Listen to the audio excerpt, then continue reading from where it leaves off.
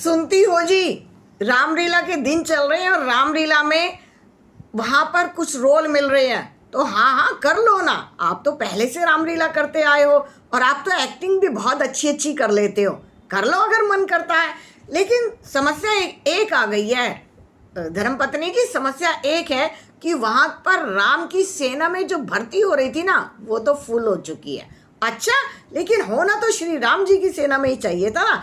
पाप भी धुल जाते तुम्हारे जो तुम रोज पाप करते हो। अरे ऐसा क्यों कहती हो, मैं कौन सा रोज पाप करता हूँ, लेकिन फिर भी पाप करते हो ना, वो सारे पाप धुल जाएंगे अगर आप भगवान के चरणों में चले जाओगे रामलीला देखने।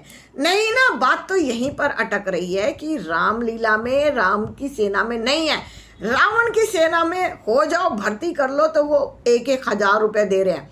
1,000? अरे 1,000 तो बिल्कुल ले लो, और तुम्हें तो 1,000 मिल जाए, एक्टिंग भी कर लो और तुम तो लगते भी पूरे रावण हो। ये तुम क्या कह रही हो, यूं तो वहां पर भी एक रोल खाली है, तो तुम मुझे बताओ, मैं भी कर लूंगी तुम्हारे साथ साथ। मुझे कितना मिलेगा ये बताओ। कुछ नहीं, वो कह रहे हैं कि एक रोल है और उस रोल के हम 5,000 देंगे, लेकिन उस रोल के लिए कोई भी तैयार नहीं है, लेडीज को मिल रहा है वो रोल। अरे 5,000 मिलेंगे तो तुम मुझे बता दो, मैं कर लूंगी उस रोल को। हाँ, तुम उस रोल में पूरी फिट ही बैठती हो और मैंने तुम्हारा नाम भी लिखवा दिया है। नाम लिखवा दिया? तुम कितने अच्छे हो, कितनी अच्छी अच्छी बातें कर लेते हो।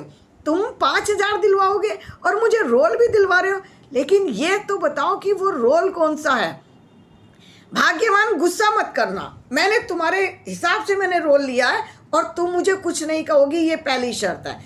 इसका मतलब क्या क्या रोल है ऐसा जो तुम मेरा नाम लिखवा कर आए हो और गुस्सा नहीं करूंगी? बताओ मुझे, अभी के अभी बताओ।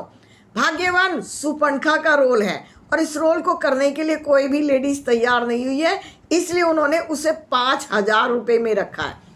तुम मुझे सुपंखा समझते हो? तुम्हारी बहन है जो बिल्कुल सुपंखा की तरह दिखती है और हरकतें तो बिल्कुल सुपंखा की तरह है। वो जब देखो तभी किसी न किसी लड़की को कहती है, भैया तुम्हारी शादी भाभी से नहीं इस लड़की से होनी चाहिए थी। भैया ये देखो कितनी सुंदर लड़की है। भाभी ने तो घर का सत्यानाश कर रखा है, कभी सफाई नहीं करती, कभी बिस्तर नहीं बदलती, कभी बेडशीट नहीं बदलती, कभी ये कोना गंदा, कभी वो कोना, और व्यवहार कितना बेकार है भाभी का। तो भैया तुम्हारी शादी तो इससे होनी चाहिए थी। तुम्हारी बहन है असली सुपंखा, और दोनों में बहस शुरू हो गई थी और बच्चे खड़े खड़े तमाशा देख रहे थे कि मम्मी पापा की फिर युद्ध हो गई है, जैसे महाभारत, रामायण की जगह महाभारत शुरू हो चुका घर के अंदर। रामायण का सीन देखना था, लेकिन रामायण की जगह दोनों पति पत्नी में महाभारत शुरू हो चुका था। बस